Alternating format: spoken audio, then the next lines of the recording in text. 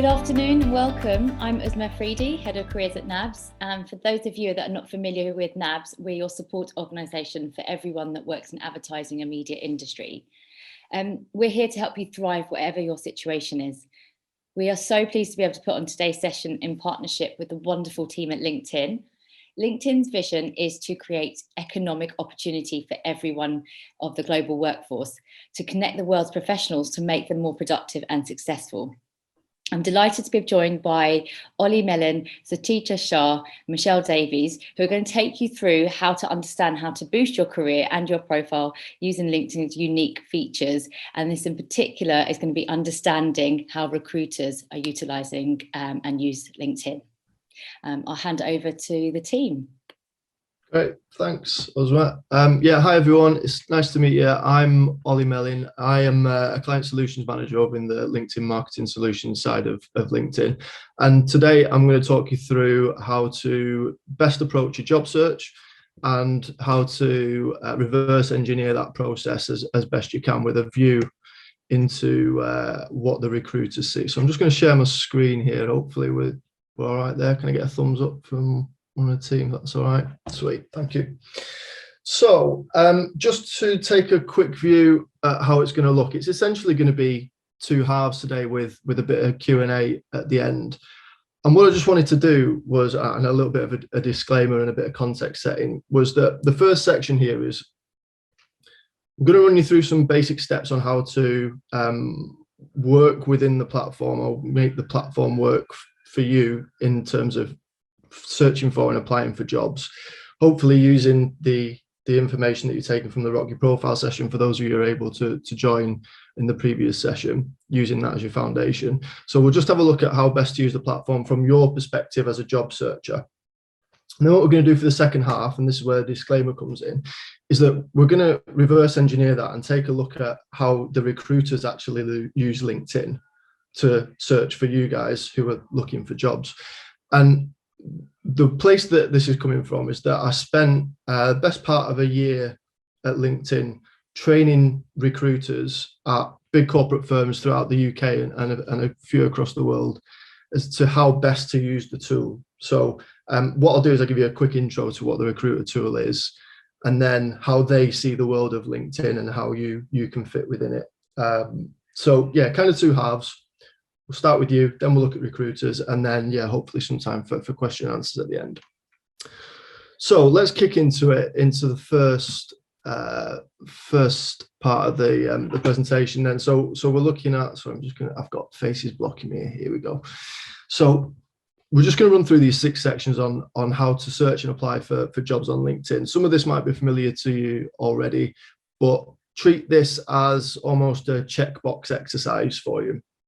So are you hitting all of these marks on your profile and what you're doing in your day-to-day activities while you're looking for a role?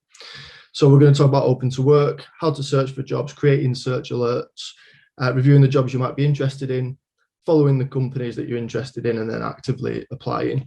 And while you're doing this, and this is where we'll complete the loop in the second half, is just think about how this might translate into a recruiter's seat. So when you're in your job searcher's seat, what I want to do by the end of the session is help you to flip your mindset a little bit to think about what is the person that I'm looking for, what is in the front of their mind, or what are they trying to achieve, and how can I make the job easy for that person.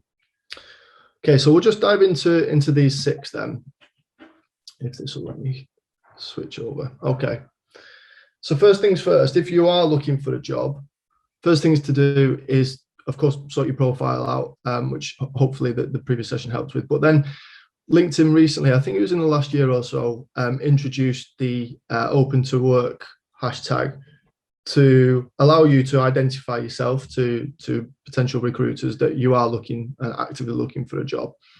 So what you can do with this is, of course, like add the job titles that you're interested in, add the types and locations that you're interested in as well, so you can be easily searched for and found by recruiters. You can indicate whether you're available to immediately working or whether it's just a casual browsing for you as well.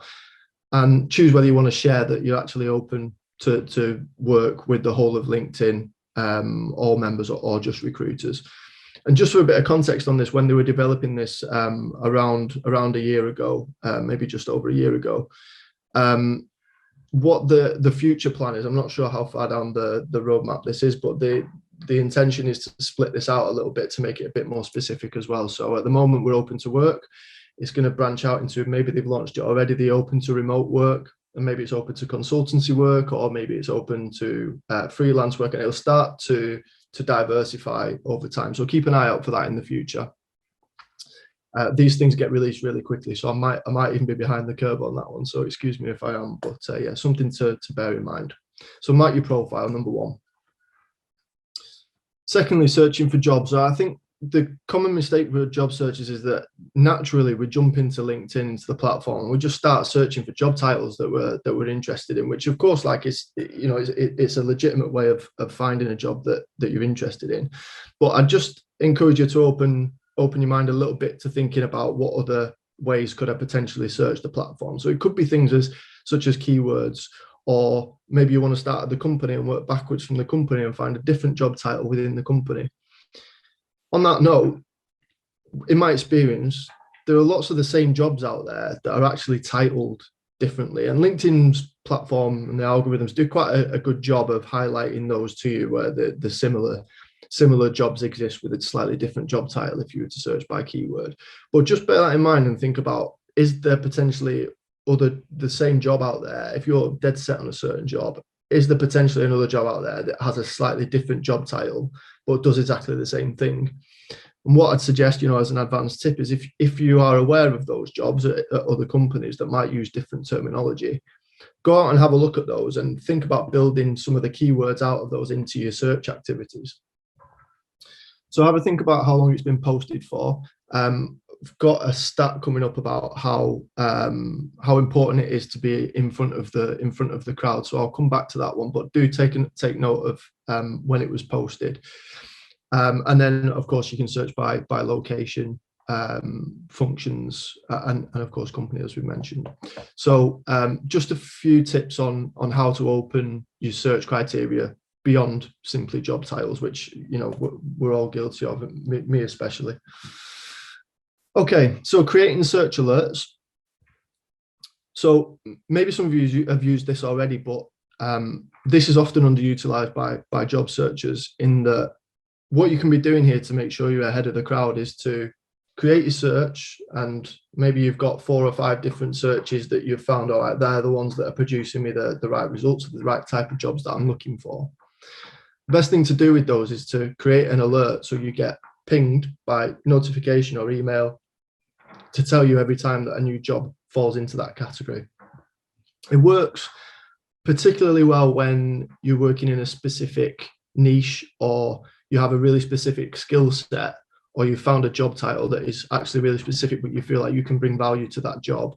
Or maybe it's a job title that you see comes up very rarely, but it's hard to fill for employers, and you feel like maybe you can fit that position.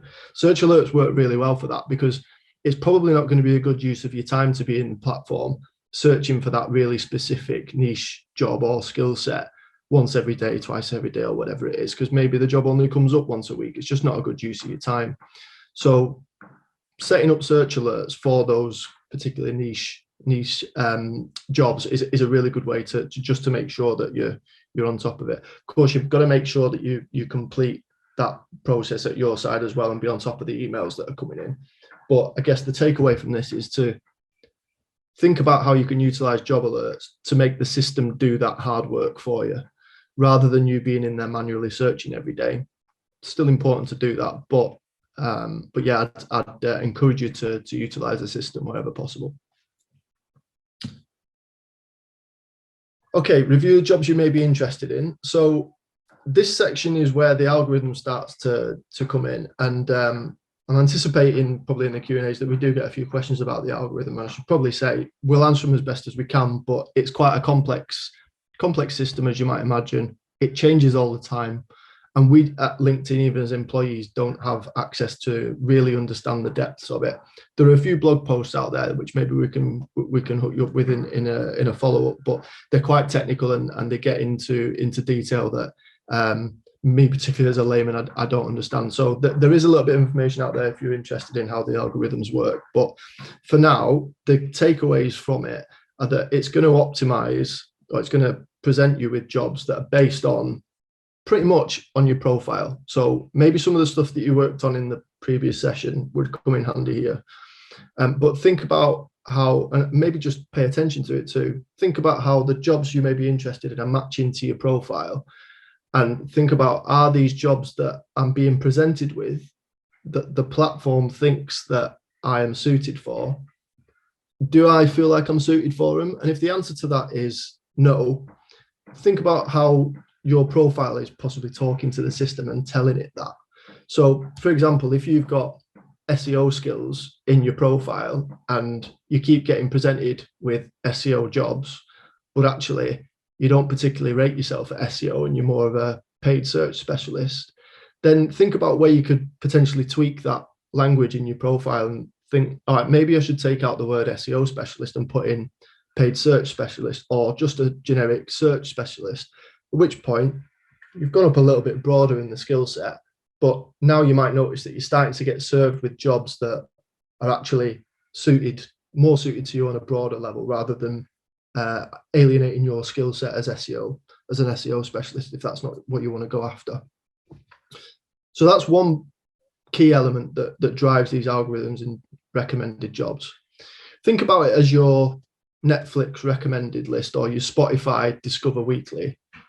These jobs you may be interested in also are formed as part of your search history and how you interact with the platform as well. So in this instance, we've got user interface artist, we've got user interface designer. There's a good chance that the person who executed on this search is somebody who has those keywords and skill sets in the profile, but also has been searching for those jobs too. So I guess I'm caveating my first point of that it's based on your profile with it's also based on your search activity too. So once you've got the two things down, all right, I feel like my profile is very representative of who I am, what my skills are, what I'm looking for, then make sure that your search criteria and your search practice matches that too. And hopefully with those two things working together, the jobs you may be interested in will become much more relevant to you, and it will, again, make the system do the hard work for you and present you with jobs that either you might not have found or those that the system thinks you're most relevant for. On the topic of relevancy, I'll come back to this a little bit when we get into looking at the recruiter platform.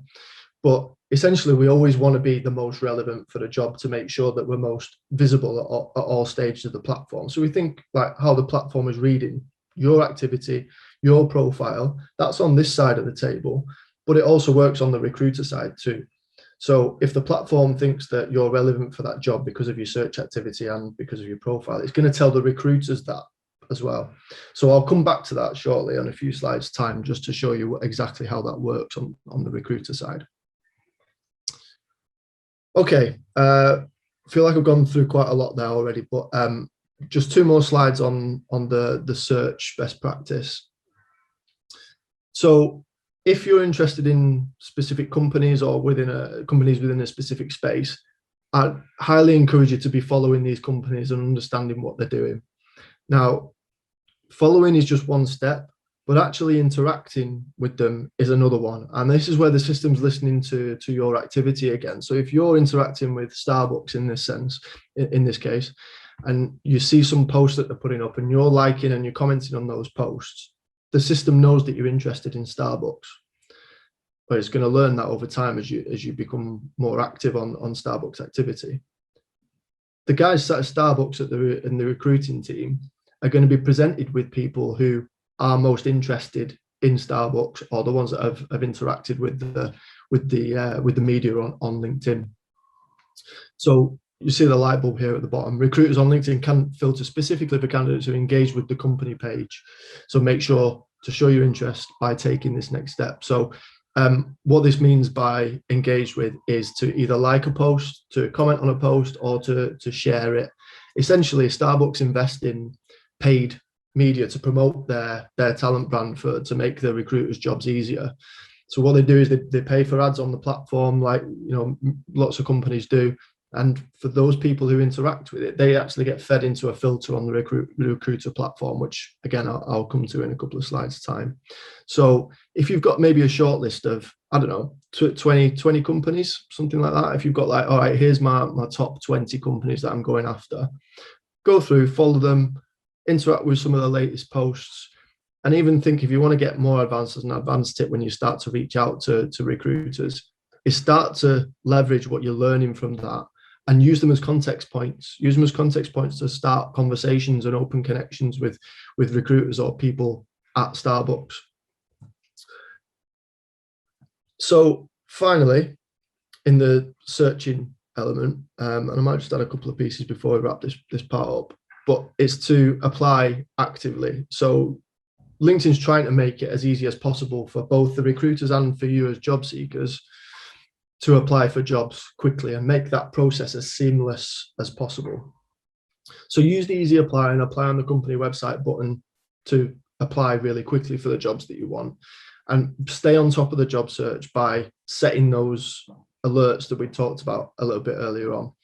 So obviously you can use the app to set the alerts too, so that ping you with alerts, but I would say on the most part, we see that alerts are best used in emails, where you get pinged in an email and then you can link straight through to a desktop site, which is probably where you're most likely to do the majority of your applications, because I imagine that's probably where you spend the majority of your professional time. So here's the stat I was talking about. Applicants who apply to jobs within the first 3 days of posting are 13% more likely to get the job. So the first 3 days are critical.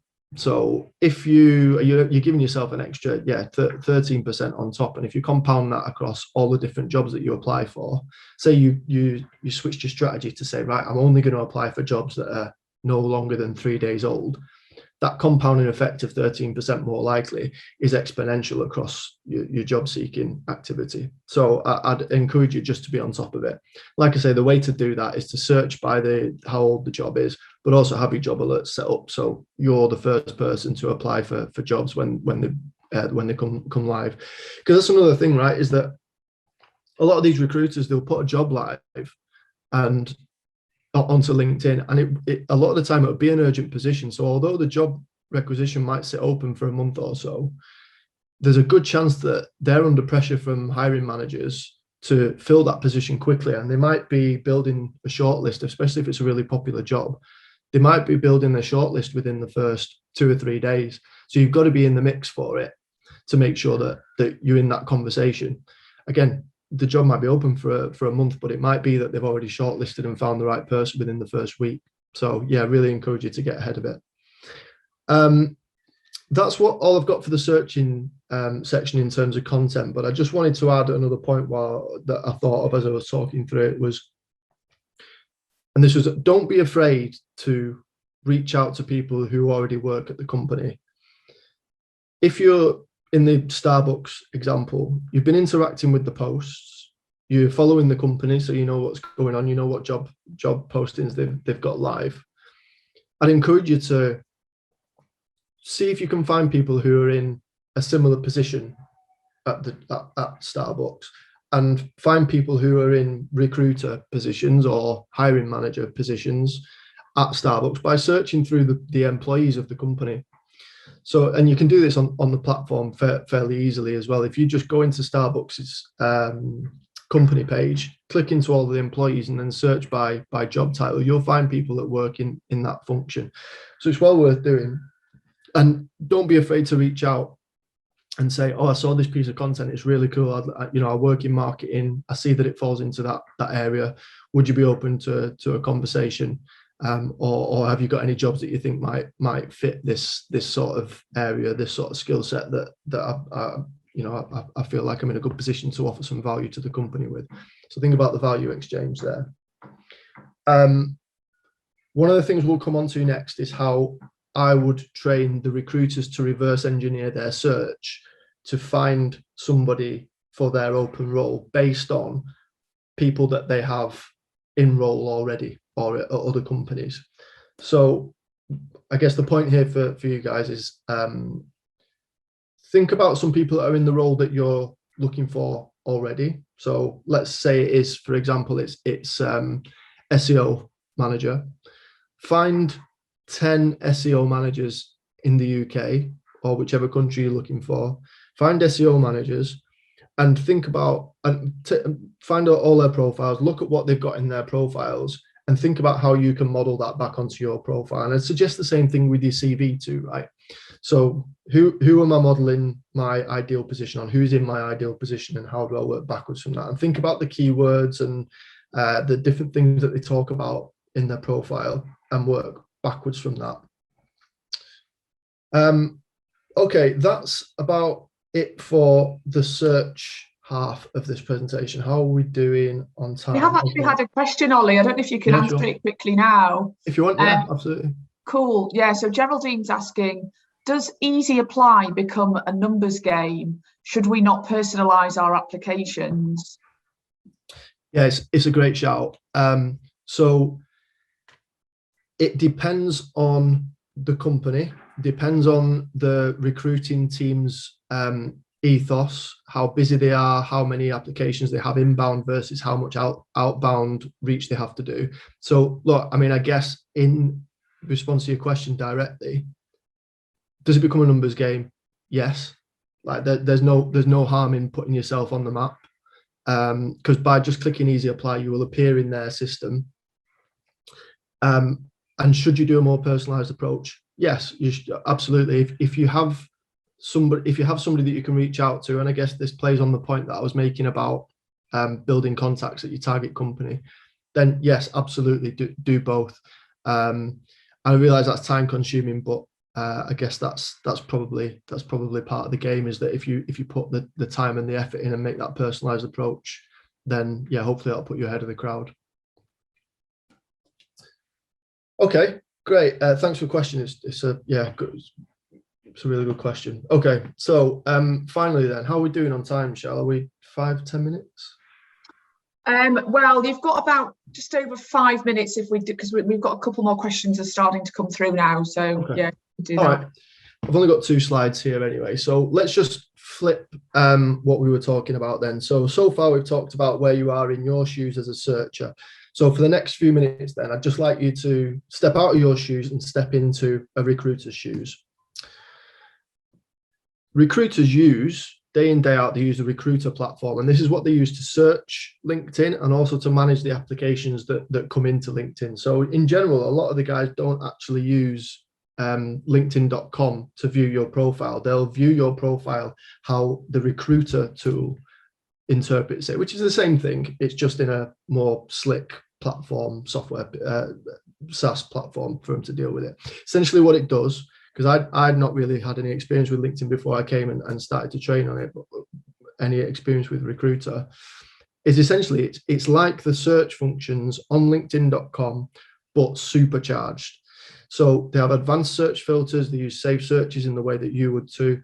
They get recommended candidate matches. So this comes down to things like, the jobs you may be interested in that we were talking about earlier.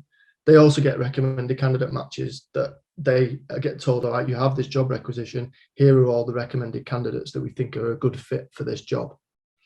They get to see who's open to work, as we talked about in the first section, people who've applied previously, and then it helps them to prioritize who the candidates who are that are most likely to respond. In fact, no, I'll come back to that. Right, let's get into this slide because I think this is going to be really useful. So this is what the recruiter tool platform looks like to a recruiter.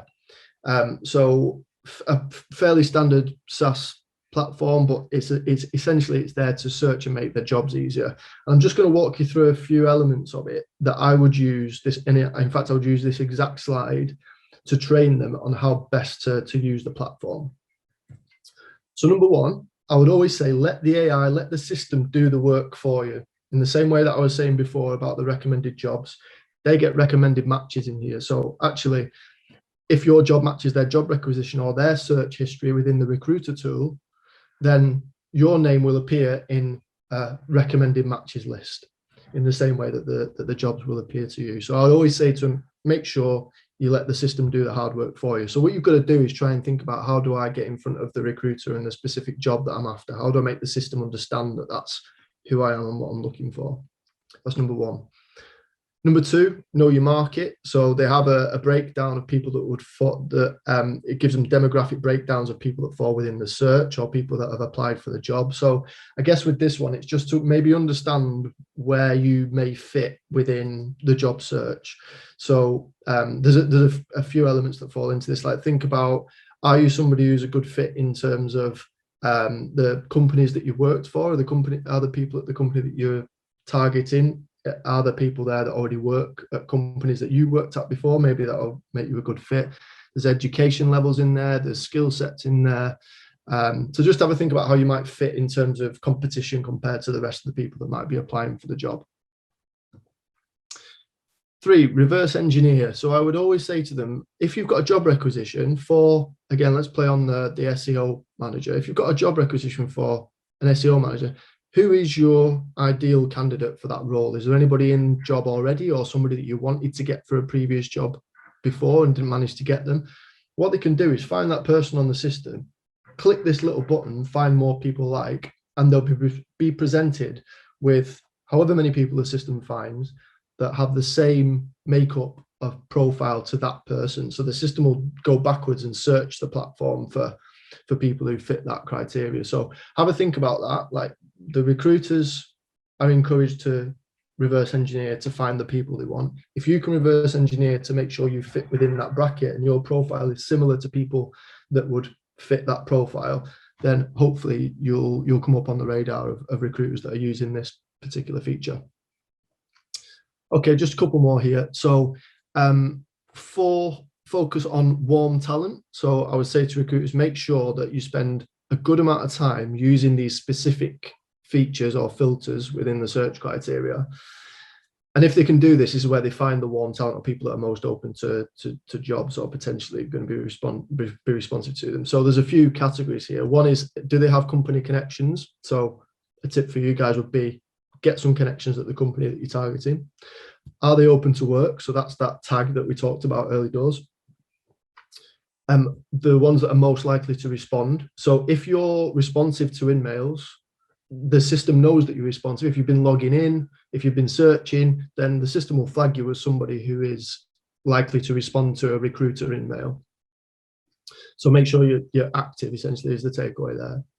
Have they engaged with the talent brand? So that was the point of, if Starbucks are posting, then make sure you're sharing, liking, commenting. You'll fall into this bucket. And then finally, past applicants as well. So they don't write off applicants that have applied before. So just because you haven't been successful in one job application for a company previously, do think about reapplying, because you'll fall into this particular bucket. And you can see that just by the numbers here that actually it's a really small proportion compared to the other spotlights that we use. And then finally, set alerts. So this was this was again the reverse engineer of me saying, make sure you're on top of the jobs that are coming live. So basically, when they set an alert here, they're alerted every time that somebody comes back into the job pool for them. So it works both ways around. Just conscious of time again, these are the takeaways, final slide. So make sure you're ticking all the boxes. So those first 6 pieces, wasn't it? Make sure you've got all those boxes ticked, and you're giving yourself the best opportunity to be put in front of the recruiters and for the system to look at you in the best possible light. Use your connections, make new ones if you don't have them at target companies. So get in touch with people, make some friends, use the context of the media that you've seen on the platform. Make the recruiter's job easy. Hopefully that's been helpful in showing you how the recruiter tool mirrors what goes on the job seeker's side. But I just encourage you to make sure you are as high up those lists as possible for them. So we're all lazy. We don't scroll past the first 10, 25 results on a search list. Recruiters are just the same. Make sure you're doing whatever you can to be at the top of the list. Be ahead of the crowd. That's the search alerts and job alerts that we talked about. I think we talked about that enough. And then reverse engineer from your desired position. So find people that are in job already, think about their profiles, how it matches to yours, and then work backwards from there. That's a lot of talking for half an hour. That's all the content I've got there. So happy to open the floor up for questions. We have got some questions, Ollie. Sure. One I think kind of relates to that final point that you just said there. So we've got somebody asking, when you're going for a role that is a slight transition from what you are in, e.g. social media manager, but you actually want to apply for a marketing manager role, how do you improve being considered when your current role or title isn't an exact match? Yeah, okay. So, I mean, in that case, in that specific example, you've got social media manager, and I guess you're looking to broaden your skill set and go up a level to manage potentially different disciplines within marketing and not just social media marketing, if I've understood that correctly. So probably a couple of things. One thing you can do is start to look for more senior positions in social if you wanted to. Like that's one element, one angle to go at. But the other one I'd say is like instead of thinking about, or your profile is probably quite social media heavy, think about where you can just tweak it to either in the job titles. Of course, I wouldn't encourage lying in, that's always a bad idea, but think about how you can get the word marketing in there, and think about words that you can lace throughout your profile, job titles and job descriptions, that speak about marketing, leadership, strategy, planning, management, like, things that maybe don't include social media in it. And of course, like when it comes to the more or the wider conversation, when you actually start to talk to recruiters, it'll be, obviously that's your job to make it clear that you're a social media manager and you're looking to step up to marketing as a wider topic. But in general, the best way to do that is just to think about the keywords that you're using, and just lace your profile with the right sort of terminology. That's great, thanks. And then we've got another one here. Should we remove open to work and put it back the following day to appear fresh? Oh, that's a good question. So open to work it's seen by recruiters as a really legitimate way of marking your profile. It's not known. The perception isn't, the recruiter's perception out there is not that it's invalid. It's not that it's old or that they're out of date. It's actually been really well received. You could try it as a hack, but I would be wary that LinkedIn are probably, in the engineering team, are probably aware of it. So as a hack, because of these things that we coach, right, is to say, make sure you're ahead of people and you've got your alerts set up. I can't encourage it. It might work in the short term, but you could get caught out in the long term. Yeah. Good thinking. Great thinking. Yeah. Great thinking. Another one here. Would you recommend writing blogs as a way of getting noticed by recruiters? So, yeah, it's a good question. A couple of things.